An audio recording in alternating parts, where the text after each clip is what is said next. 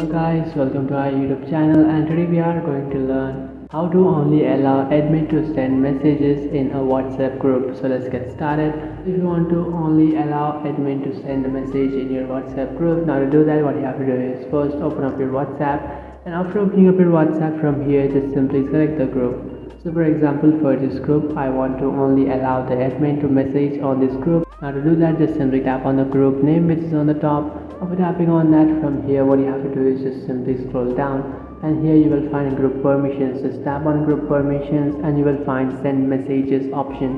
What you have to do is just simply turn it off, and after turning it off, now only the admin will be allowed to send messages in this group.